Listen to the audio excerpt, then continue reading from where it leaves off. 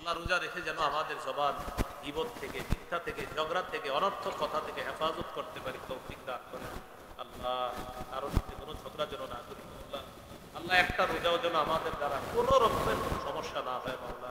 প্রত্যেকটা রোজা নারী পুরুষ সবাই যেন রাখতে পারি, তৌফিক দান করেন আল্লাহ। আমাদেরকে মাফ করে দেন, ঈমান ইসলামের উপর অটল থাকার তৌফিক দান করেন, হেদায়েতের উপর অটল থাকার তৌফিক দান করেন, কুফর শিরিক থেকে হেফাজত করেন আল্লাহ, বেদাত থেকে হেফাজত করেন আমাদেরকে আপনি করেন আল্লাহ। এই মাহফিল আপনি কবুল করেন আল্লাহ, সকলকে আপনি কবুল করে নেন আল্লাহ। মোটর যান শ্রমিক যারা তাদের মাধ্যমে আয়োজন হয়েছে মাওলা, আল্লাহ মেহেরবানি করে আল্লাহ তারা যে শ্রম দেয় যে কাজে, তাদের শ্রমের মধ্যে আপনি ভরপুর আল্লাহ আমাদের দোয়া কবুল করেন আল্লাহ।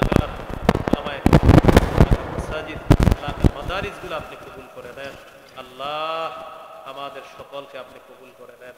আজকে যাদের সামনে বসলাম, যারা আমার সামনে বসছে আল্লাহ, সবার সাথে আবার জান্নাতে দেখা করায় দিয়ে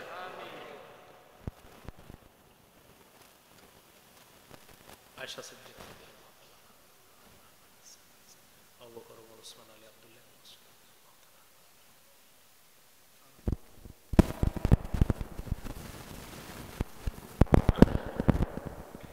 আল্লাহ। উলামায়ে কেরাম যারা সফরে আছে তাদের সফরকে কবুল করে নেন। রমজান সামনে রেখে যারা উমরার উদ্দেশ্যে রওনা করবে, সকলের সফরকে আপনি সুন্দর করে দিয়েন, নিরাপদ করে দিয়েন, নির্বিঘ্ন করে দিয়েন। হাকিমুন নফস মুফতি মুশতাকুন নবী কাসিমি দামাত বরকাতুহুল আলিয়া 26 তারিখে উনি রওনা করবেন। মাওলানা মুফতি আনিসুর রহমান আশরাফি সাহেব রওনা করবেন আল্লাহ। 1 তারিখে মাওলানা হাসান জামিল সাহেব সহ অনেক উলামায়ে কেরাম বাংলাদেশ থেকে রওনা করবেন। আমাদের আরিফ জব্বার কাসিমি ভাই তিনিও যাওয়ার কথা উমরায় আল্লাহ।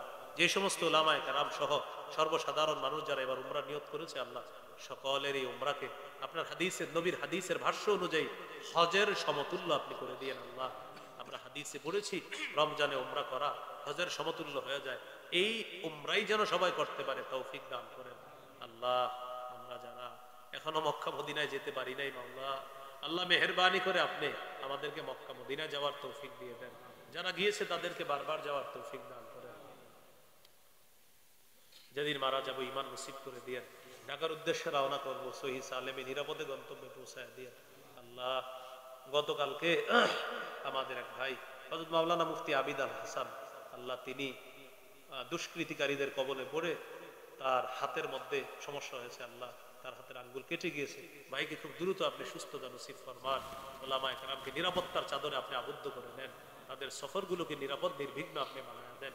আজকে যারা সফরে আছে আল্লাহ, এই মুহূর্তে যারা সফর থেকে আপন গন্তব্যে রওনা করেছে, করতেছে, করবে মাওলা, সকলকে নিরাপদে নির্বিঘ্নে গন্তব্যে আপনি পৌঁছায় দেন।